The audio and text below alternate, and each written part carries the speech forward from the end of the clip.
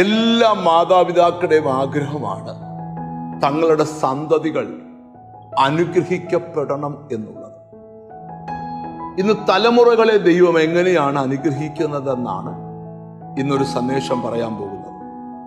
144 സങ്കീർത്തനം അതിന്റെ 12 വചനം.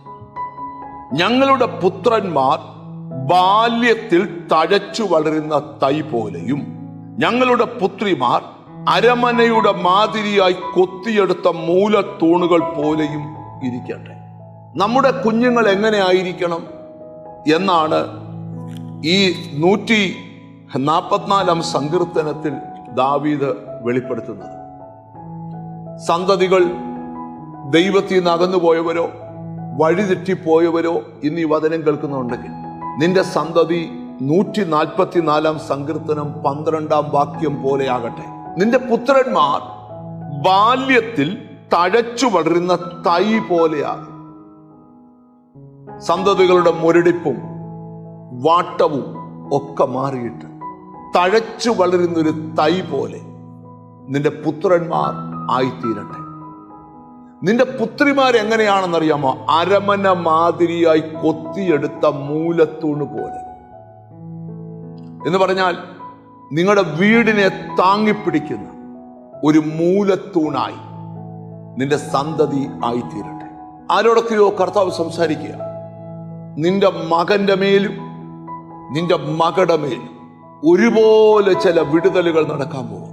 സന്തതികളെ പാപത്തിൽ ബന്ധിച്ച്, പൈശാചികത്വത്തിൽ ബന്ധിച്ച്, മനുഷ്യന്റെ കൂട്ടുകെട്ടിൽ ബന്ധിച്ച്, പല പല അഡിക്ഷനകത്ത് കുടുക്കി പിശാച് അവന്റെ തന്ത്രങ്ങൾ അഴിച്ചുവിടുമ്പോൾ പൈശാചിക ശക്തികൾക്ക് തൊടാൻ കഴിയാത്തൊരു തലമുറയെ ദൈവം വാർത്തെടുക്കുവാൻ പോകുകയാണ്.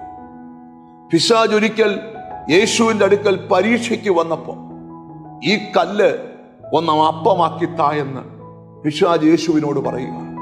യേശുവിന്റെ മറുപടി, പിശാചെ, അപ്പം തിന്ന് വളരുന്ന സന്തതിയെ നിനക്കറിയത്തുള്ളൂ, എന്നാൽ ഞാൻ വന്നത് വചനം തിന്ന് വളരുന്ന ഒരു പുതിയ സന്തതിയെ വാർത്തെടുക്കാനാണ്. ചില കുഞ്ഞുങ്ങൾക്ക്, ചില ആൺമക്കൾക്ക് അവർ തഴച്ചു വളരാൻ പോവുക.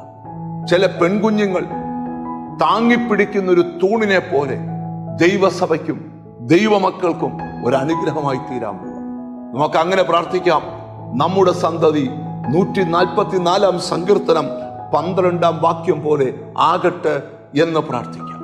കുഞ്ഞുങ്ങൾക്ക് വിടുതൽ വേണമെന്ന് ആഗ്രഹിക്കുന്ന പേരൻസ് 144 സങ്കീർത്തനം 12 വാക്യം എഴുതി നിങ്ങളുടെ ബെഡ്റൂമിൽ ഒട്ടിക്കണം.